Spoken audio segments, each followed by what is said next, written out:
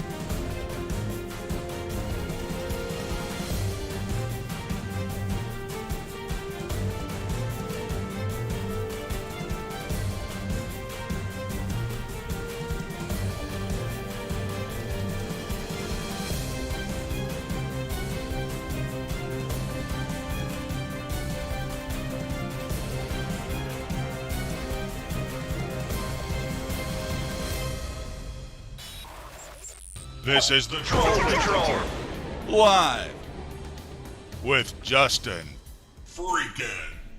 Welcome to the Troll Patrol, live. We had a late night last night, but I am refreshed, showered, had a good night's sleep. And I know everybody was freaking out on the stream last night, thinking it was a repeat of 2016, and I kept saying over and over again, guys, it's okay, it's okay.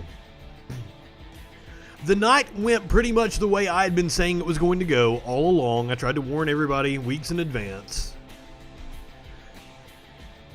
I actually thought it was going to look worse for Biden last night than what it did, so I wasn't worried at any point in time. Trump did overperform. He got more votes than he got in 2016.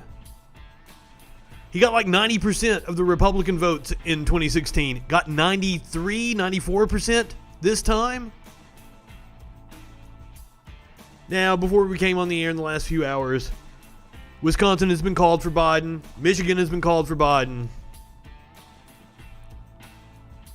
It is almost certain that Joe Biden is going to be the president.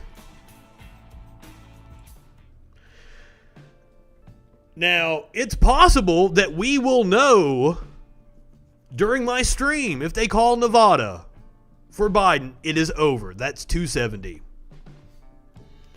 Wouldn't even need to win Pennsylvania, but as I understand it, we'll know sometime tomorrow about Pennsylvania, and it seems that all the outstanding ballots would favor Joe Biden. So he might still win Pennsylvania. He might still win Georgia. He might still win North Carolina. But it doesn't look like he's even going to need them. I don't do the benzos.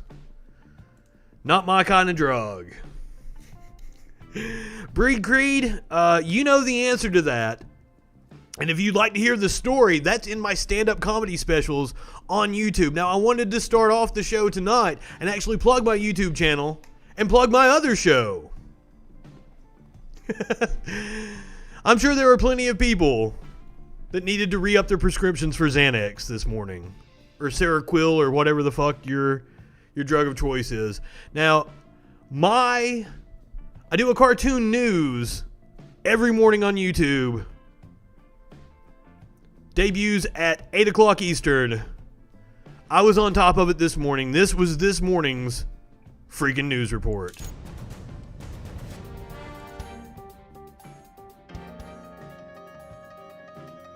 I'm Justin Mullins, and this is the FREAKIN News.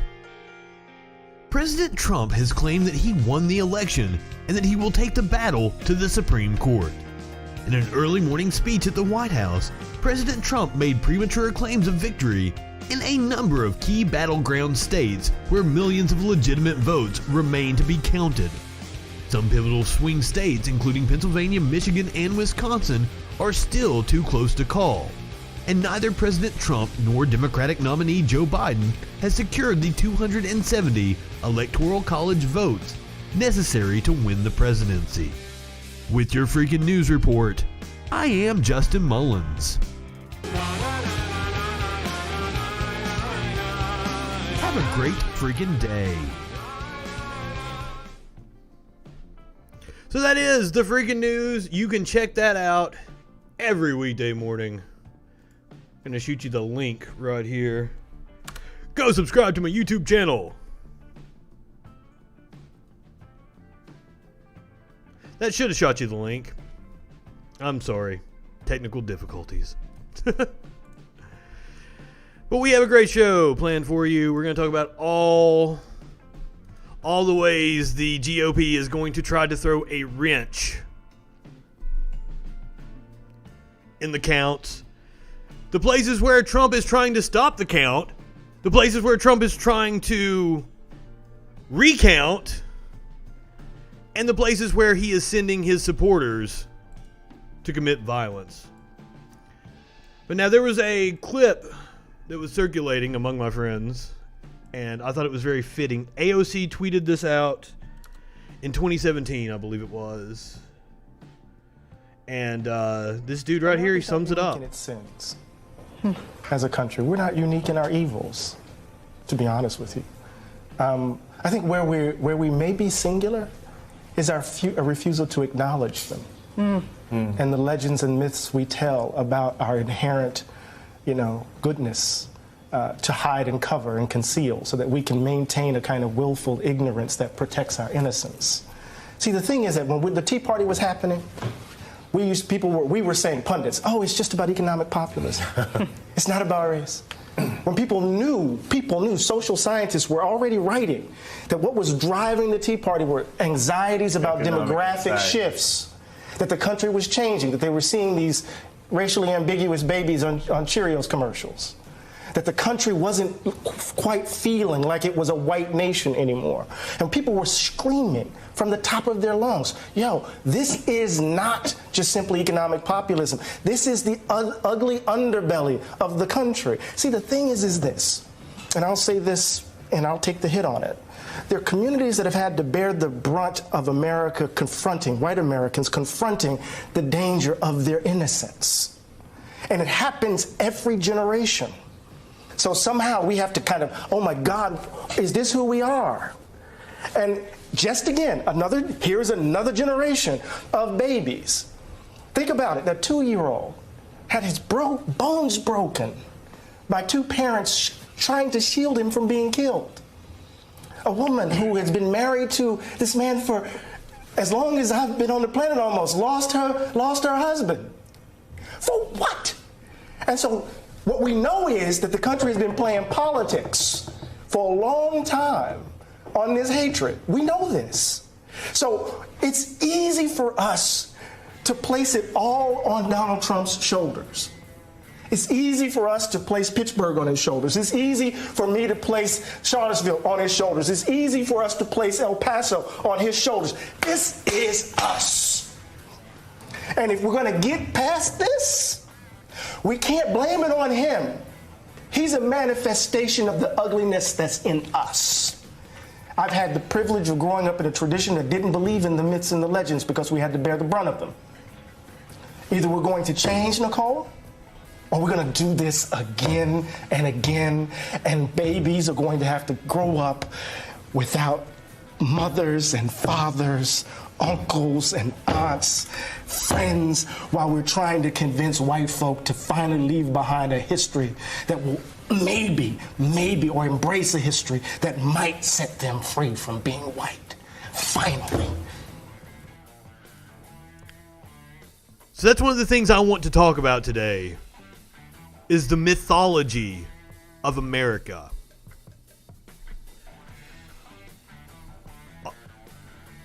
Trump is just a symptom of this belief goes all the way back to Manifest Destiny, the shining city on a hill, all the fucking bullshit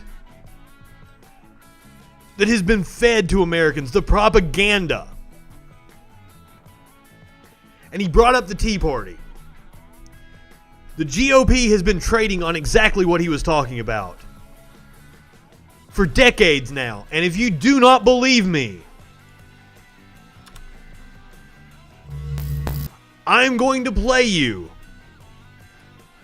Ronald Reagan's campaign advisor, chief campaign strategist, I can't remember exactly what his name was. He's going to spell it out. This is exactly what the Republican Party has been doing for decades.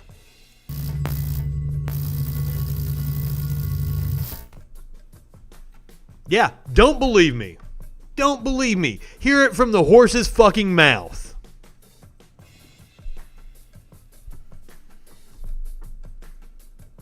Because it's not about economic populism. It absolutely is about race.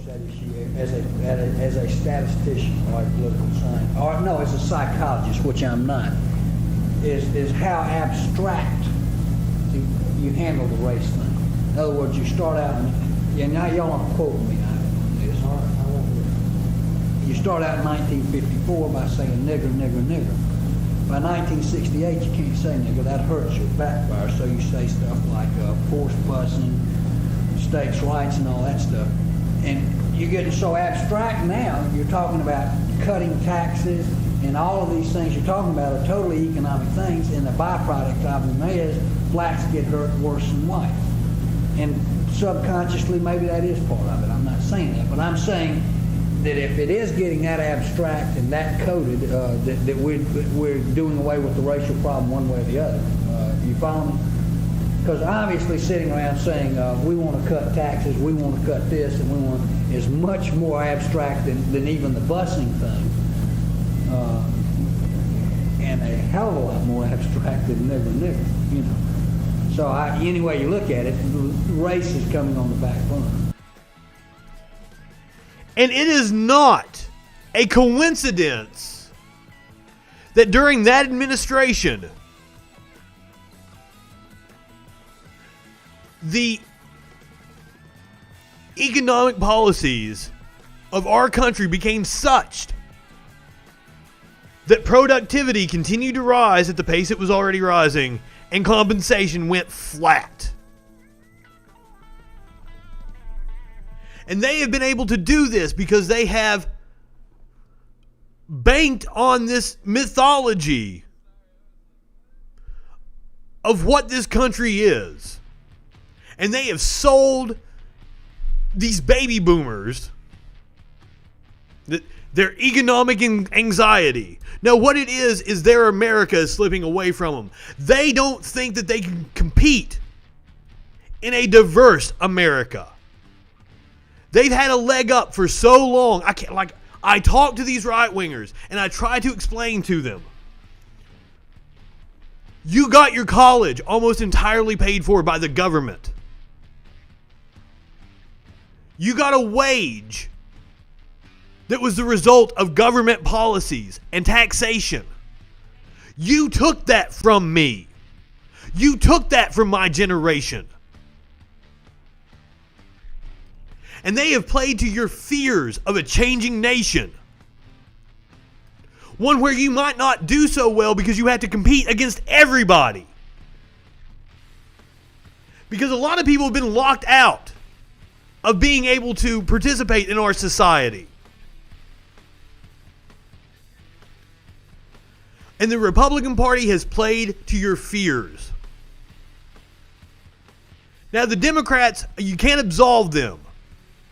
The corporatist, sellout Democrats have banked on trying to appeal to the moderates, to still take corporate money and try to win with just a sliver of the electorate. Because in order to appeal to a broad population, you have to do things that aren't going to be in the interest of the corporations that are funding your campaigns. That's why they tried so hard to stop Bernie Sanders.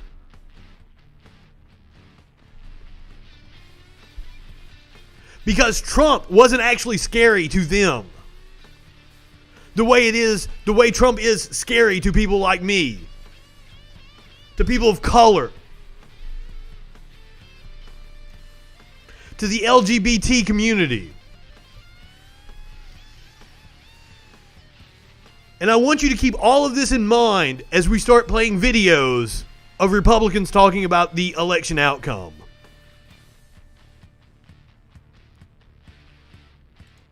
Now, Joe Biden doesn't fix any of this shit. Joe Biden is just triage for a fucking flesh wound. Joe Biden has won the presidency. That's not official. Just as soon as Nevada announces that it's official, then Joe Biden has won. He needs 6 electoral votes. That's exactly what Nevada has. Biden was just a vessel in the right place at the right time. And that was one of the things that I was talking to a friend about. I'm happy to have Biden as my new enemy. I want to fight against Biden because he is weak. I see an opening inside the Democratic Party. And now one of the things in the last few months that I've really started to look at is why the Republicans are able to wield such power, and it's because their voters will vote for them no matter what. So as much as I don't like it, they have probably turned me into a solid Democratic voter for the rest of my life. Because that's the party where I am going to be able to wield power, and that party should be in power. Even if I have to fight them tooth and nail, which I will. January 21st.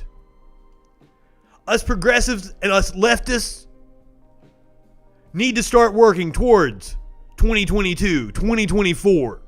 Primary the hell out of Biden or Kamala. Either or. It'll probably be Kamala. I don't know who that primary challenge would be. But I mean, it's clear. After what we saw last night was progressive policies 1.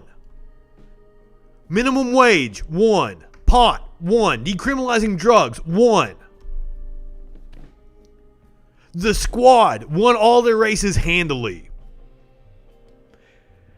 And the talk is that Ilhan Omar's ground game is what pushed Biden over the edge in Minnesota. The talk is that Rashida Tlaib and her ground game and her door-knocking campaign helped put Biden over the top in Michigan. Democrats lost seats in the House. They're just barely going to retain the House. And it was the shit libs that lost. It was the progressives that won big. That gives me hope for the future of the party. The AOCs, the Rashida Tlaibs, the Katie Porters, the Ilhan Omars. They should have won the Senate. After all that has happened in this country, they should have won the Senate. It is their fault for not winning the Senate because they wanted to run people like Amy McGrath in Kentucky.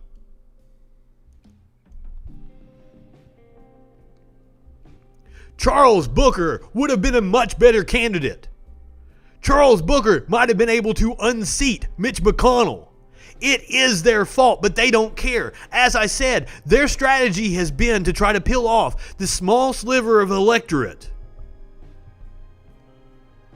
so that they can keep taking corporate money, keep that gravy train flowing, and not actually have to deliver on anything. Trump has been great for their fundraising.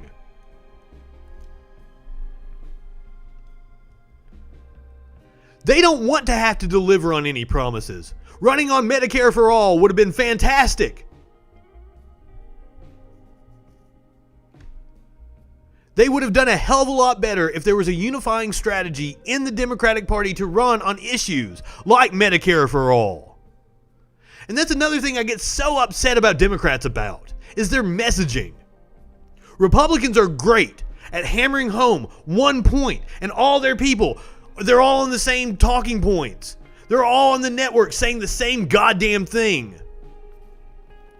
Whereas Democrats like Nancy Pelosi try to attack Ilhan Omar, one of the fucking superstars in the party, that the Democrats might not have actually taken the White House during this election if it hadn't have been for Ilhan Omar. But yeah, fucking Nancy Pelosi's got to go out and condemn her and play into this fucking right-wing mythology. But now, in just the last couple of hours, the Biden-Harris transition website has launched. They know it's coming. And that's one of the things that I said last night when he gave his little speech. I wish that he had been more presidential, that he had went ahead and talked as if he was taking over the country. Because perceptions are very important. Messaging is very important.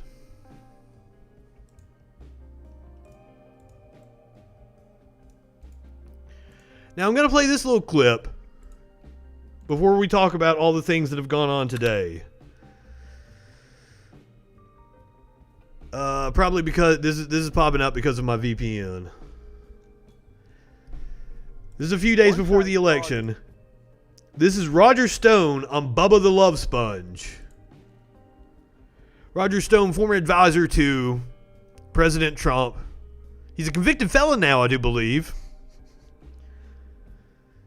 People often say he looks like a Batman villain, looks like the Penguin. The D.C. Circuit Court refused to dismiss the charges against that great American patriot, General Michael Flynn, one of the greatest great American patriot I've ever had the opportunity to meet. I mean, the great American patriot that was working for the authoritarian government of Turkey.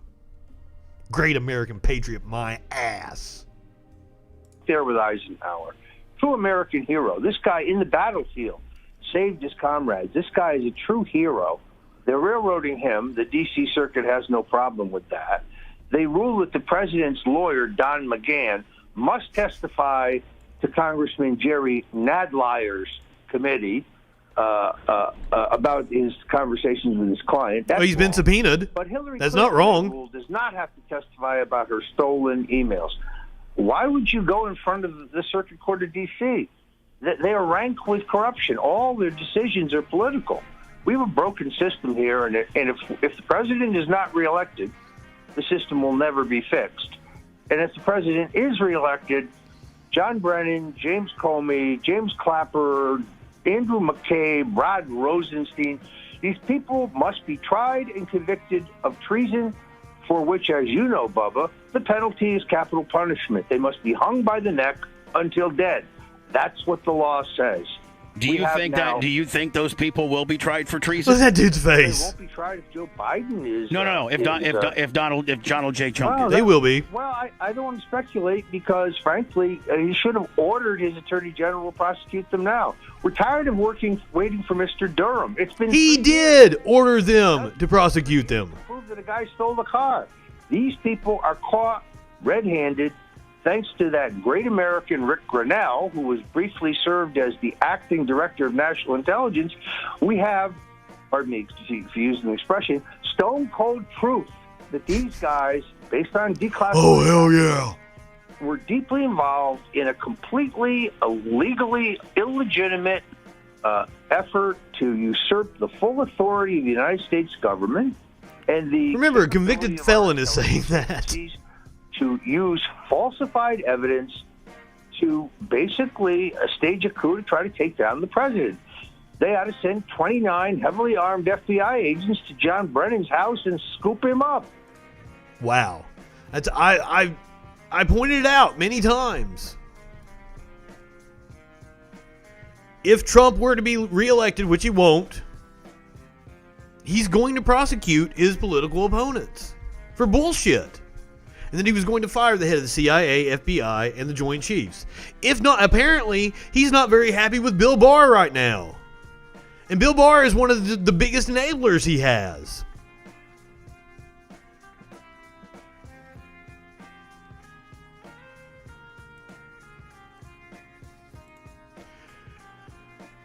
But it's bully tactics. Fuck no, I'm not going all night. I haven't played video games in days. I'm gonna get off here, make dinner, and play some fucking video games.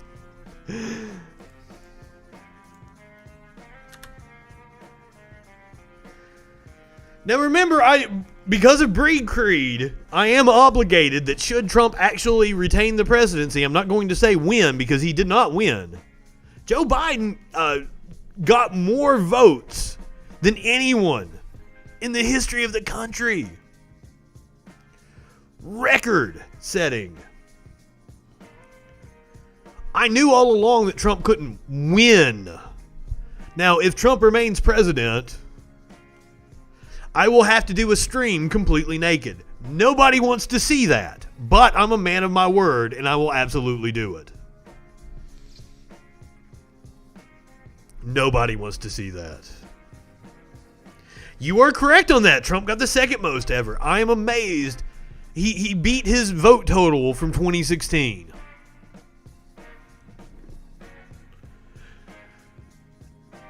It's dumbfounding. And that's what everybody on social media has been talking about. Like, how could he get more votes? There are people that saw what he did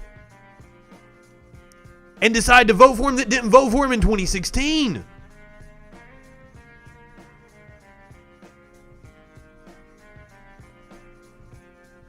But I was accused of not understanding Trump voters.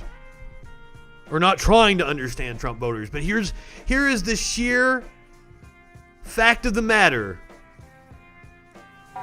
Trump voters are morons. And they want to believe bullshit. In order to maintain this American mythology that they built in their head. And they're constantly telling me they're for the Constitution. They tell me they're for the Constitution right after they tell me that immigrants should be locked up indefinitely. They tell me they're for the Constitution right after they make excuses for cops that kill people on the streets in cold blood. The cognitive dissonance with these people is insane. But they've been fed this story of the American mythology. That's when you talk to them about the actual history of this country and the atrocities that we have committed. They'll tell you you've been indoctrinated to hate the country. Not that you're actually acknowledging the reality of what happened. That's why they are so hostile to higher education.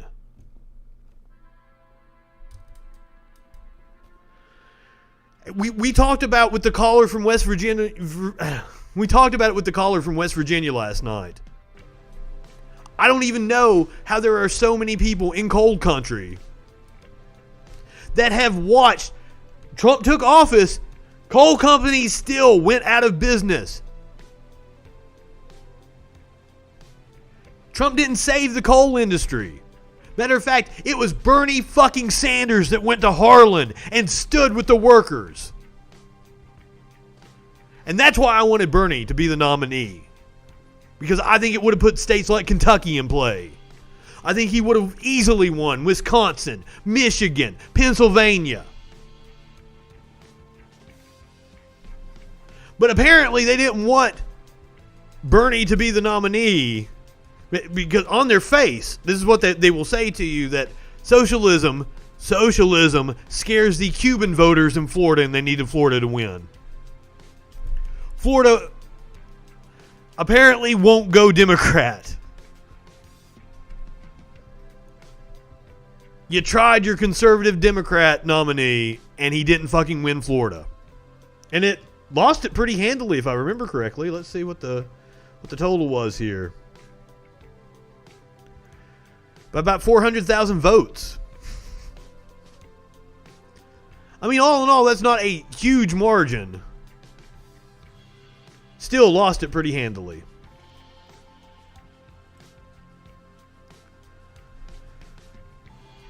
By the way, if you want to call in, talk about the election, 917-830-4359. The phone lines are open.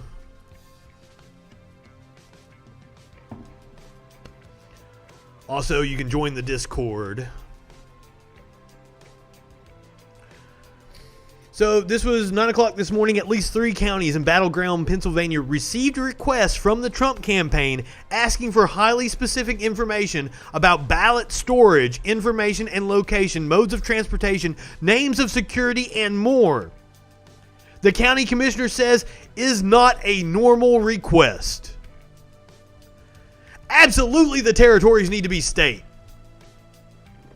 DC, Puerto Rico, Guam, American Samoa. I'm leaving off a couple.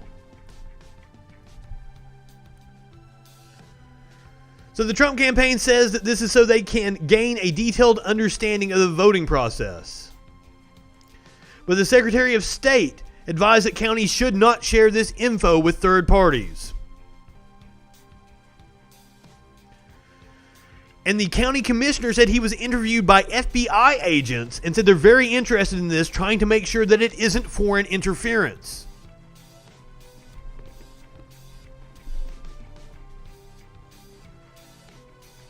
Wild.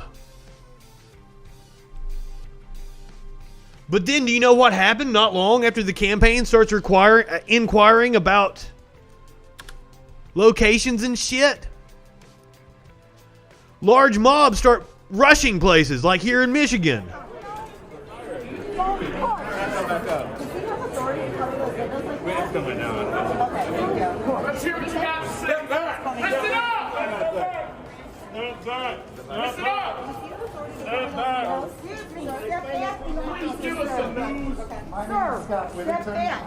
They're counting ballots. What news do you want? Okay, why isn't he wearing a mask right there then? It's right the guy is covering the window. He's covering the window. He's not wearing a mask. Step back. There's a woman on the ground. Just wait a minute. So that was the scene in Michigan. By the way, guys, I'm not really paying attention to the news, so if something happens, like Nevada gets called, please let me know. We'll keep checking back. Still 75% of the vote. Biden up by 8,000 right now. And as I understand it, it's absentee ballots around Las Vegas that have yet to be counted, which almost certainly are going to go for Biden.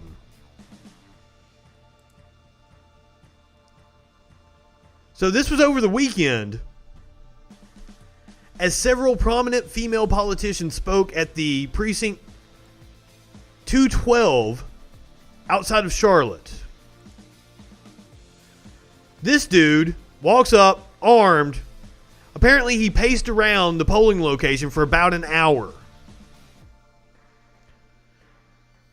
That they had to whisk away the congresspeople, a congressperson, and the mayor.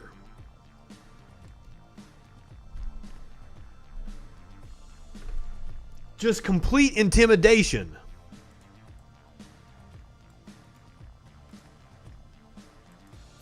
And this goes back to what I was talking about. They have been sold this bullshit of the American mythology. They think their country is on the line, that the evil socialists are going to take it away from them. But what they actually mean is that they're not going to have the privilege that they've had.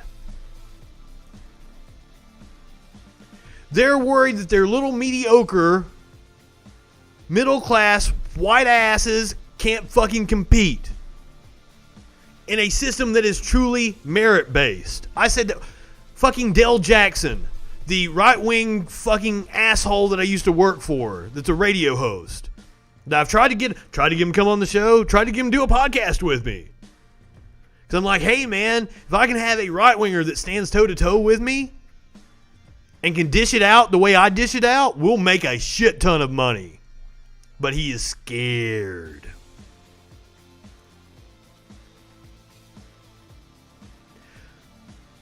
I forgot the point I was going to make.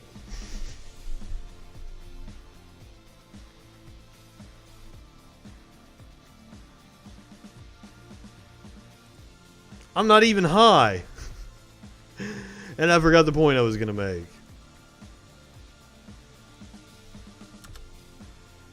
Maroon in the back. They're blocking me in. Don't worry about it. It's all right. Just more intimidation They're blocking me in. by Trump voters. Patriots By follow- people who believe their country is slipping away from This them. is their true colors. I want everyone to know they came. This is a hate crime. They're coming. Oh, yes. Del Jackson. I was working with him. And I said, you don't want a merit-based society. Because in a society where it's a meritocracy, I would be your boss. And that pisses you off. Because these mediocre white people have been able to get into positions of power not based on their talent, not based on their intellect, but because they had a leg up by government policy. Coming up to my car right now. Get out the car! Get out the car! Get out the car! They've got their nice trucks. They've got their nice houses. I'm not scared. If I was scared, I would have left. I need everyone to see this. That's why I'm chilling right here. And they know that in a fair society, they are the bottom rungs. You called me what? I got Queen herself. Oh my god, what the hell? Ew. Ooh. You came strapped up like that for a 20-year-old female? Oh, you a big man. For a female, bro. For a female. He walked up to us. Come get it? Are you saying come get it? For a female. Hey! What? Hey, she's a female? Right here. Let's No, so you guys can jump me, so you can jump me. Put your phone down. What's up? Put your phone down, baby girl. It's a toast for me. Hey, it's your fucking face for me, bitch. Do something. Fuck that bitch up. Do something. Because that's what they're angry at. These are the people whose fucking votes have been weighted more than the urban centers in this country. That's why they protect the Electoral College. These are the people who've had the leg up. Because the government has catered to them for decades. Get an education. Hey, get her license right. She wants to get her. Get her down. Get her. Education to them is believing the way they do. Hey. You need to watch a little Fox News and repeat their talking points. But shit, after last night, they're all turning on Fox News. Try grabbing my phone. They're all going to Newsmax and AON now.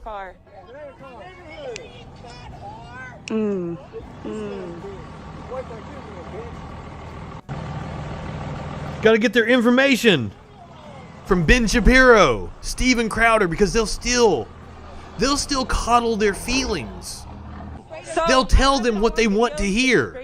No, don't let them leave. They just did a felony. They created a felony.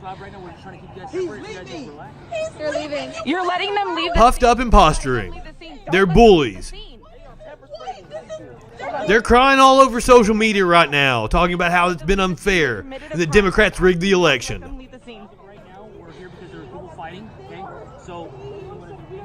And of course the fascist-ass cops are on their Well, side. you're gonna let them leave, and I'm telling you, they committed a crime. So we don't have enough units here yet. I'm not going to take any reports of an assault or anything right now until we have enough. What's their badge number? So. But if they leave, that's leaving. Leaving the scene of a crime. So now let's get into the conspiracy theories. And that's Lindsey Graham. Oh my God. I will put that one on Dianne Feinstein's fucking shoulders. Did we play the video?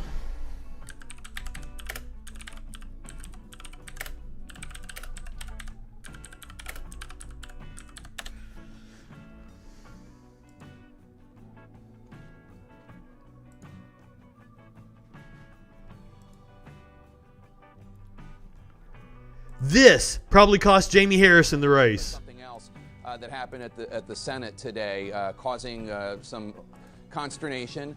A maskless hug. Senate Judiciary Committee Chairman Lindsey Graham and the ranking member, Democratic Senator Dianne Feinstein, hugging today at the end of the Judiciary Committee hearing for Judge Amy Coney. Everything was going in Jamie Harrison's favor. One of them being a lot of Democrats don't think Feinstein has been strong enough on this issue. Yeah, and and she praised Lindsey Graham for this farce of a hearing. Amy Coney Barrett's nomination actually put out a statement demanding that Feinstein be removed from atop the committee. She should be.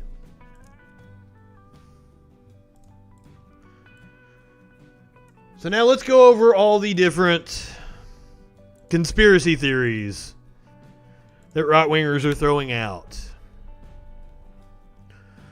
One of the ones that I've heard today is that Wisconsin found 112,000 ballots in the middle of the night.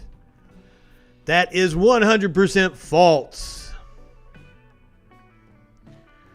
The people with the polling, or the people at the county commissioner, didn't even know what people were talking about. Found ballots in the middle of the night. It's just bullshit that right-wingers have propagated.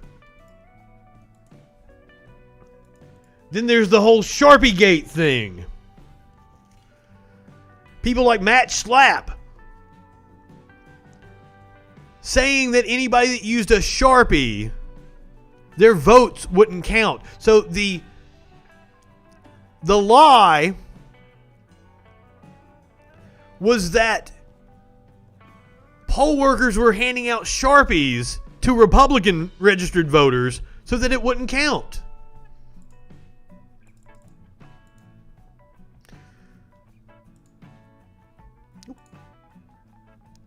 Apparently, the use of Sharpie pens in GOP precincts is causing ballots to be invalidated. Could be huge numbers of mostly Trump supporters, more to come. And that's why they're talking about Arizona so hard. Arizona's already been called for Joe Biden.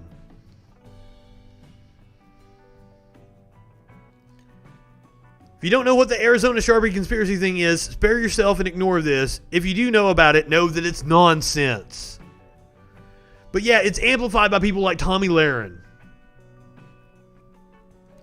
And then this stupid person right here. This video was going around on conservative media. So explain one more time. So the people that were in front of me, there were two people in front of me that used a Sharpie. Yes. That was given to them by the poll workers. Yes. It did not read their ballot. Okay. And they slid it in there twice. I used a pen. Yep. Took their Sharpie and threw it away. And it read your ballot. And it read my ballot. And it read your ballot. And it read my So ballot. what they're doing is they're telling people to use the Sharpies. That way, those votes aren't counted. Yes. That's exactly what's happening. So there was other people that were in there voting with their pens and. Now there was a fact check on this. Sharpie and I hid it because then they said, look for all the Sharpies that are not being used and take the Sharpies back. They had a bowl of pens behind them that they were not giving to people and only giving Sharpies out. There we go. So. Maricopa County. Sharpies do not invalidate your ballot.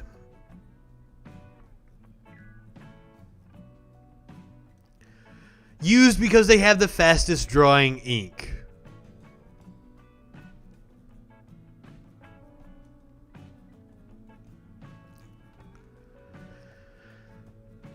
But Republicans will go to any lengths.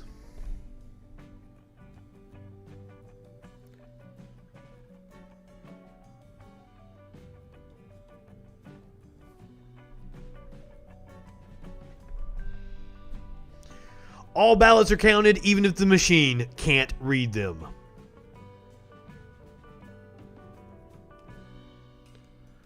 I know they took my pen from me and put it into a separate basket to be like sanitized.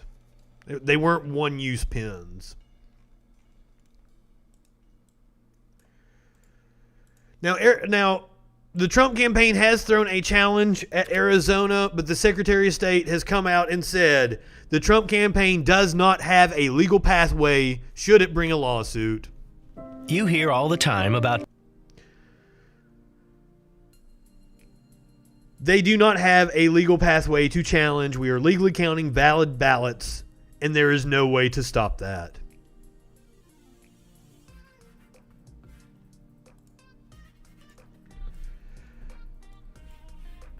Now, Maricopa County. I guess I could have kept my pen if I wanted to. I actually looked at it and was like, do you want it back? And they were like, oh, put it over there. And they had like a used pen thing.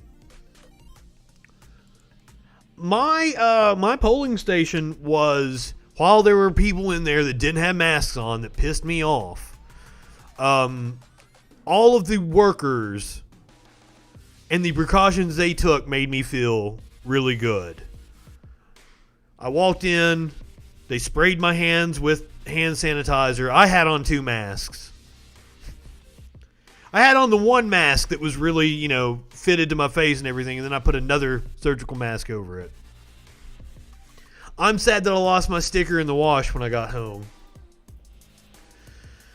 But now there's something I want to talk about. We talk about Maricopa County. Maricopa County was one of 21 counties. There aren't battleground states in this country. There were 21 counties that decided this election. 21 counties. I can't stress that enough, and that's another reason to get rid of the Electoral College. 21 counties. Maricopa County was one of them. That was the top one. Had voted Republican in every election since 1948. The Omaha, Nebraska metro area.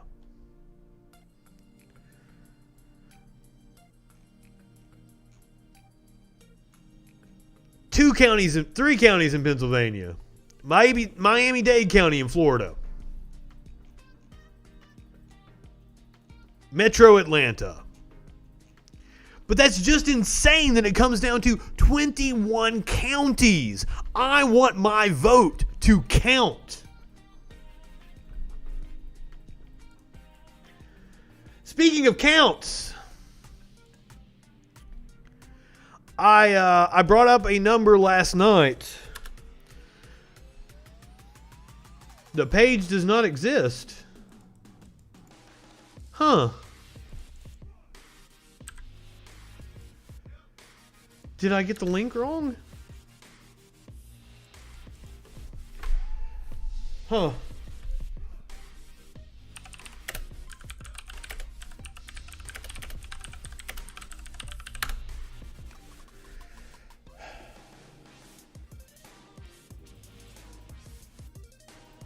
Okay, so here's the story. From a different outlet, Forbes. Over 700 COVID-19 related deaths linked to Trump rallies.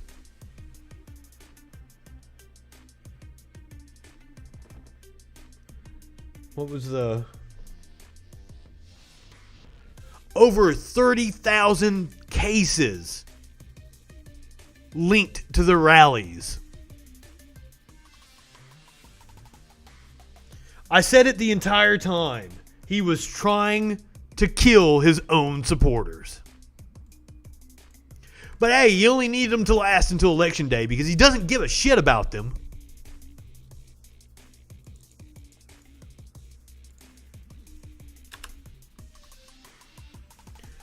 Now, one of the things that was breaking in the last couple of days was about Deutsche Bank.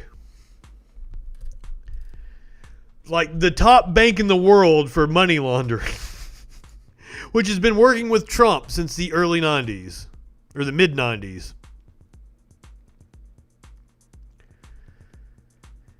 Deutsche Bank is looking for ways to end its relationship with President Donald Trump after the U.S. elections as it tires of the negative publicity stemming from the ties, according to 3 senior bank officials with direct knowledge of the matter. They have about $340 million in loans outstanding to the Trump organization. Remember, this is the bank that has been exposed for money laundering for criminals, especially Russians, for years. Which would explain why Trump, who had horrible credit and went bankrupt multiple times, was able to get loans from them. And I'm sure that has something to do with the fact that we just keep getting more information from the Mueller report.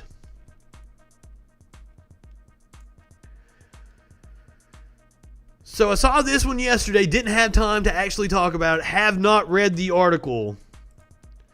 So mind-blowing passages, they were redacted in the Mueller report, have now come out without redactions.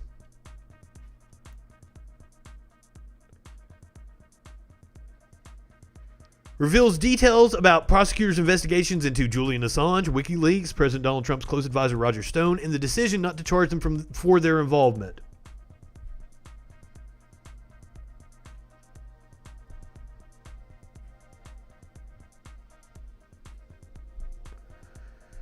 Federal prosecutors could not establish that the hacked emails amounted to campaign contributions benefiting Trump's election chances, and furthermore felt their publication might have been protected by the First Amendment. That's good, at least.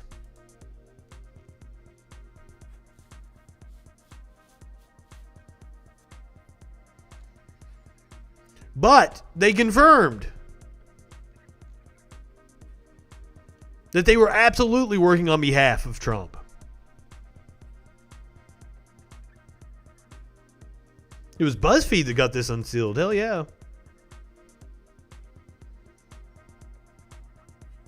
So it proved that he discussed WikiLeaks with Roger Stone, which means that he lied to prosecutors. In his written response, he claimed that he could not recall discussing WikiLeaks with Mr. Stone. The convicted felon, that is, you will not get armpit pics on my Patreon. But if you do join my Patreon, you will get the Saturday and Sunday editions of the Freakin' News that I played earlier in the show. You will get access to the Freakin' Archives, including me reading gay porn, including me doing the voiceover for several Republican ads. You'll get classic episodes of the Friday Night Freak Show.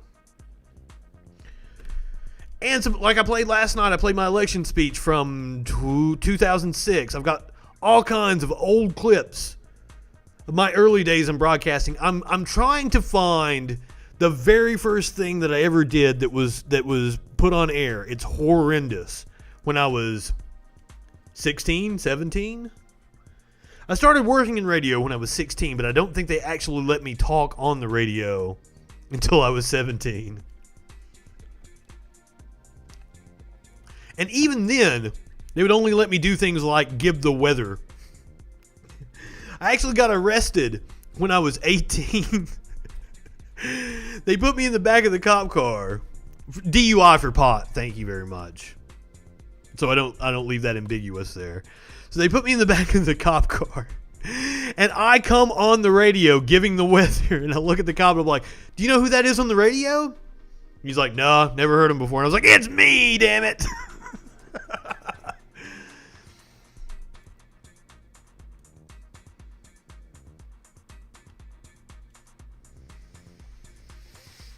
All right. So now, some good news. After the shellacking that the Democrats took last night, when they were expecting to expand their margins in the House, expecting to take the Senate, and expecting Joe Biden to win by a considerable amount, none of that happened. So hopefully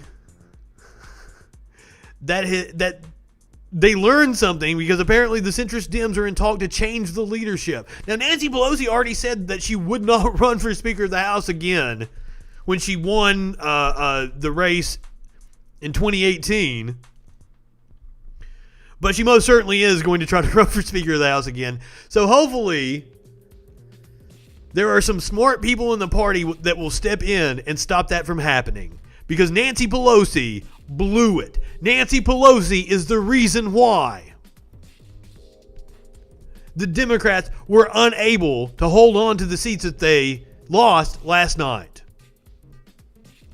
And if you've been following this show, you know I was a huge fan of Shahid Buttar. Unfortunately, he was not able to unseat Nancy Pelosi, but God, I hope that's not the last we've heard of him. Give it another try in 2 years, buddy. I'll keep donating to your campaign.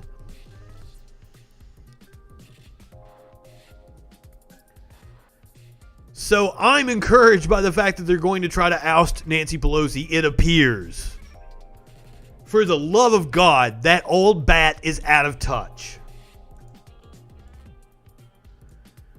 And she has been a monumental failure. If it wasn't for her, the Democrats would have been able to retain the House in 2010. That fucking Tea Party election.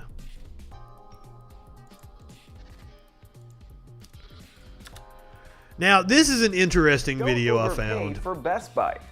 I believe this was from the Daily Wire's coverage last night. And Jeremy Boring, not Jeremy Borash, Jeremy Boring, is going to explain to us how conservatives can retake the culture, whatever that means. Is the number one place in culture that conservatives cannot take right now that we should be trying to? I think we have 3 places in the culture that we simply cannot take, not quickly. The left didn't take them quickly. They had a generational plan and they executed it to perfection. We're going to have to do something much the same. Academia, obviously one of them. Conservatives have 0 representation in academia. You may be able to think of that one. Complete and total bullshit. When I went to college, all the professors that I would have guessed were of the left or of the liberal persuasion took great pains to appear as unbiased as they possibly could. Whereas the professors that were conservative were incredibly loud about it. Especially when you go over into the business departments.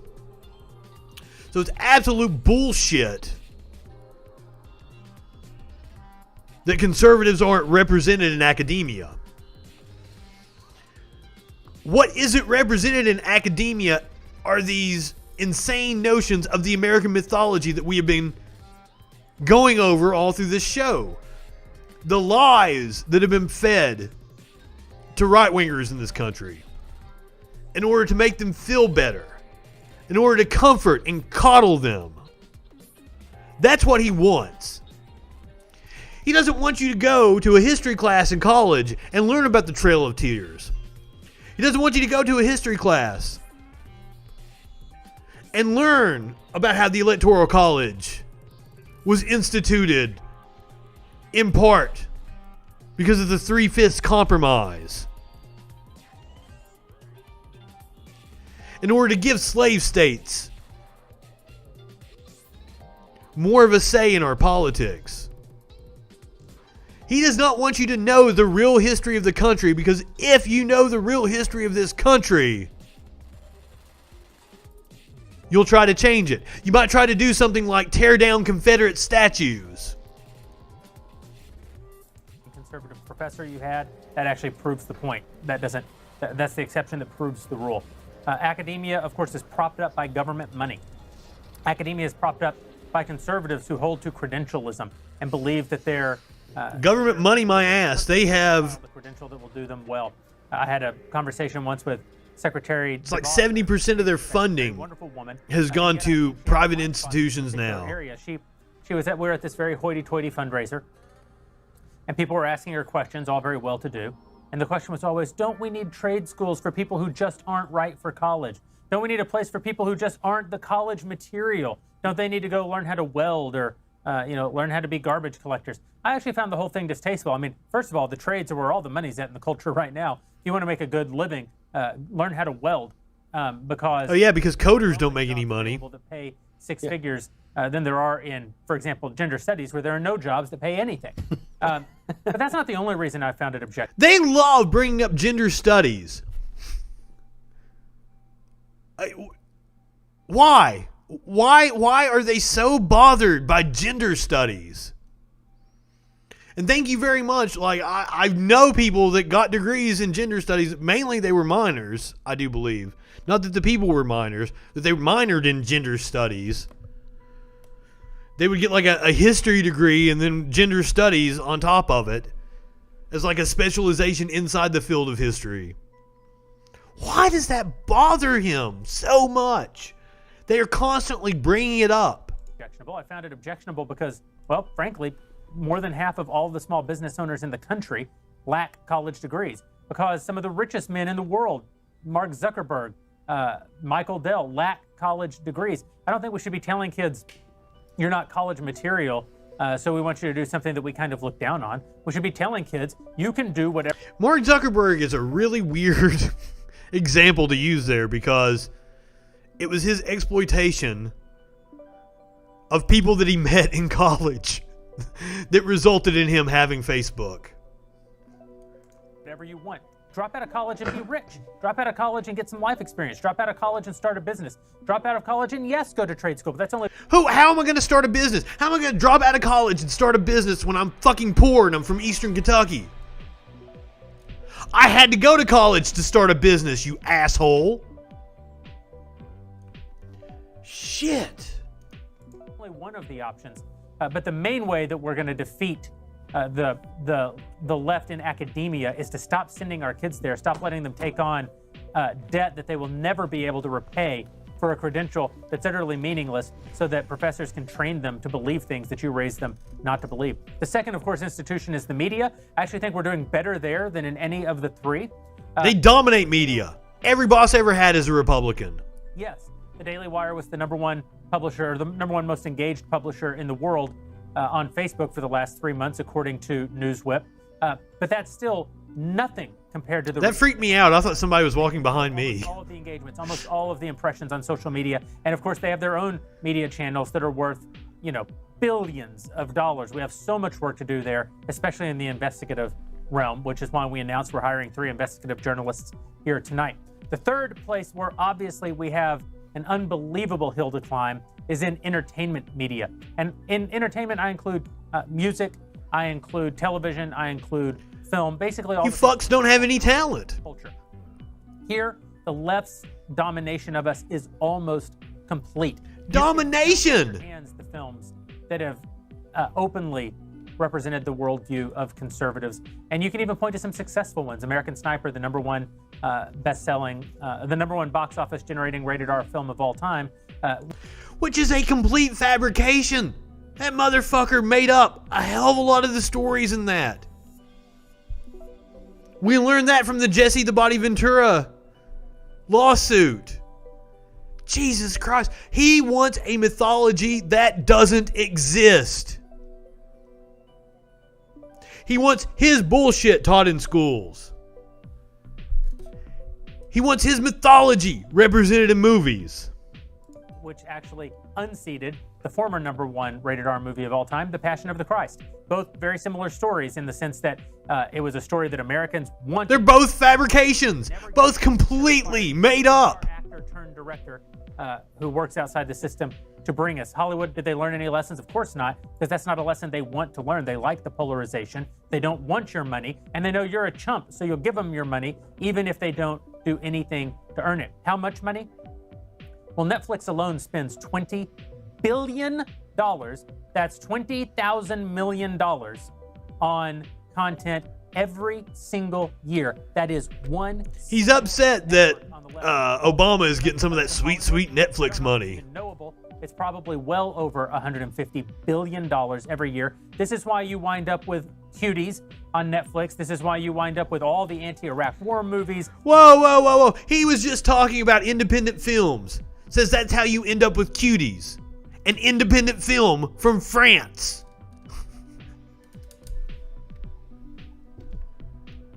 We've went over this. Apparently the film is pretty innocuous.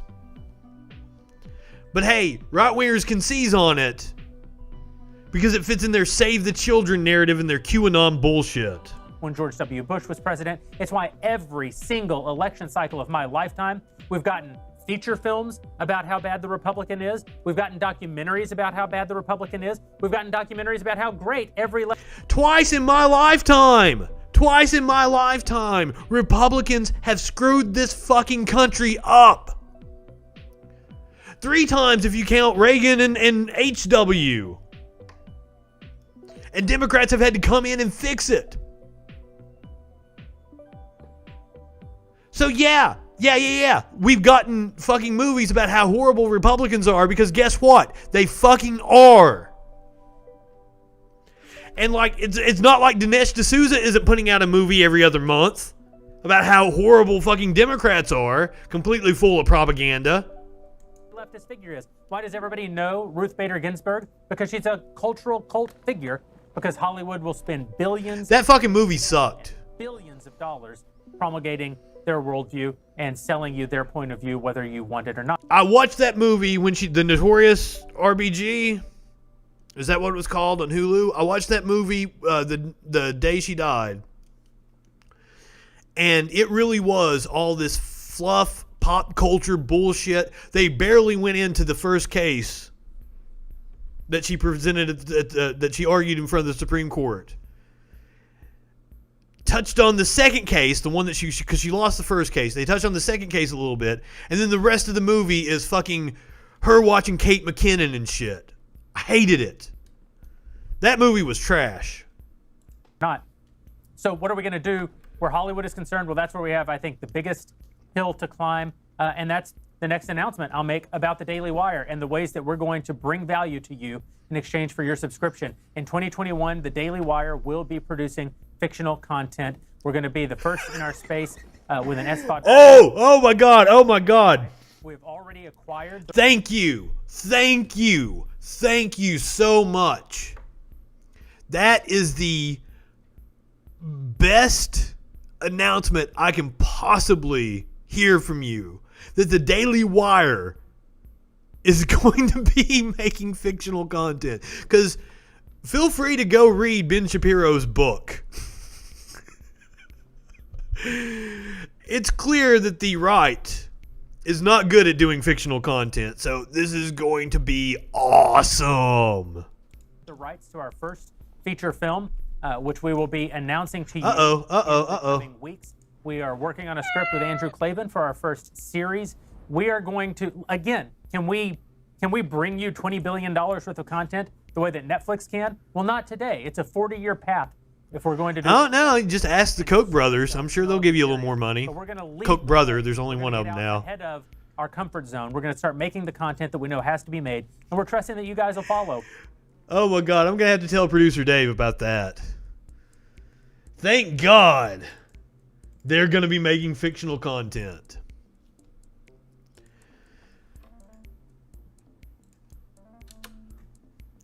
Because, hey, they're not represented at all in our society.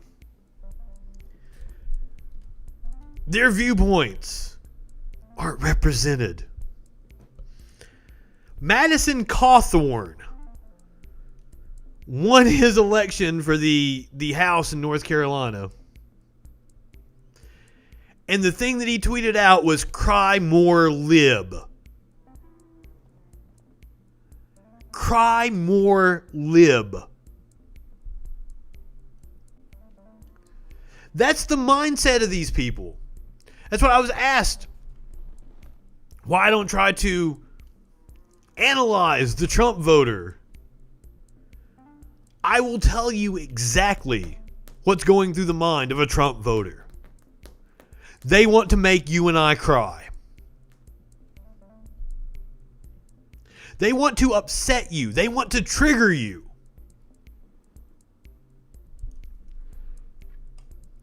Cry more lib. Now, I saw one of the replies to him.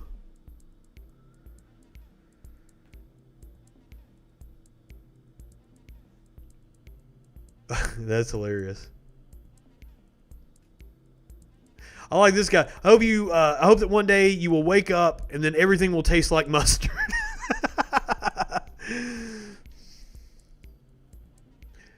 But my favorite comment was, "Walk over here and say it to my face."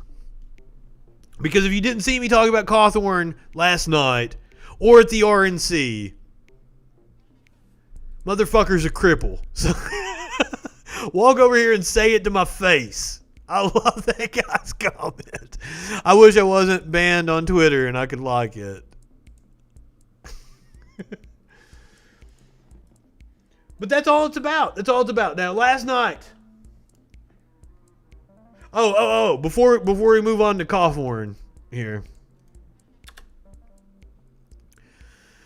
Multiple women have come forward and accused Madison Cawthorn of aggressive sexual behavior. Because, hey, you know, there's sort of a pattern with Republicans. We talked about it last night. Somebody tried to throw, what's his name from Florida as one of the Democrats.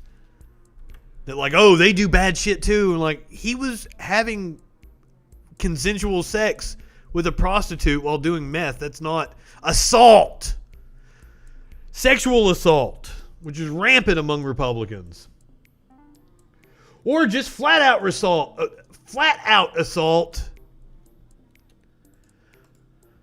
Like the newly elected governor of Montana, Greg Gianforte. I kept saying it wrong last night. Flips Montana governorship to Republicans. When I heard that last night, I'm like, hey, wait a minute. I've heard that dude's name before. He did something notable. And yes, he absolutely did something notable. So let's listen to the audio from a few years ago. Today, most people have been biting their nails, even though I told them not to. So this is audio of a reporter asking him questions. About that later. Yeah, but there's not going to be time. I'm just curious if you Okay, have the speak right with now. Shane, please. But you don't. I'm sick and tired of you guys. The last guy that came here, you did the same thing. Get the hell out of here. Get the hell out of here.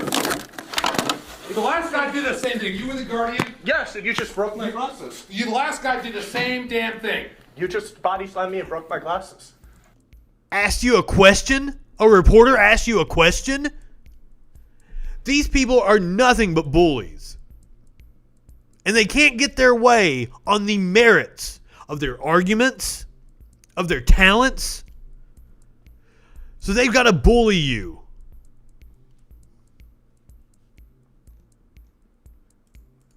I'm especially tired of motherfuckers from well-financed outlets like the Daily Wire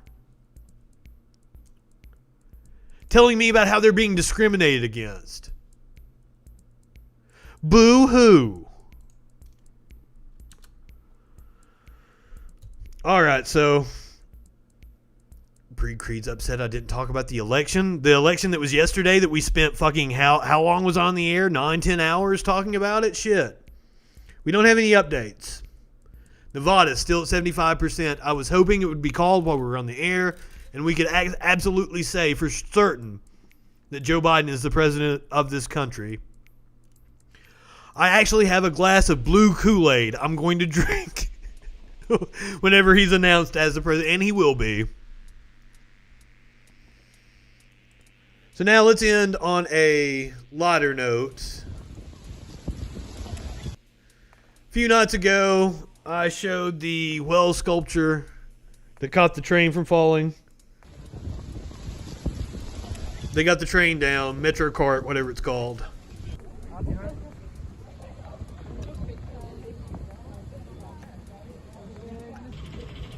Apparently, that sculpture is molded plastic. And was able to... Yeah, I'm going to drink the blue Kool-Aid. Symbolically drinking the blue Kool-Aid.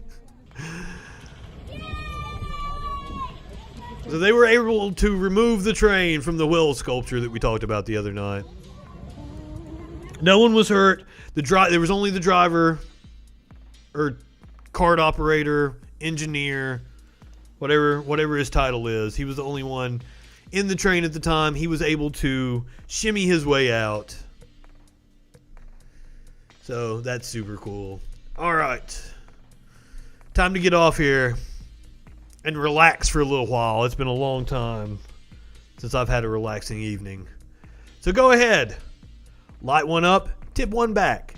It's all right to have a little fun before you hit the sack. I'm Justin FREAKIN. We'll see you tomorrow night on the Troll Patrol.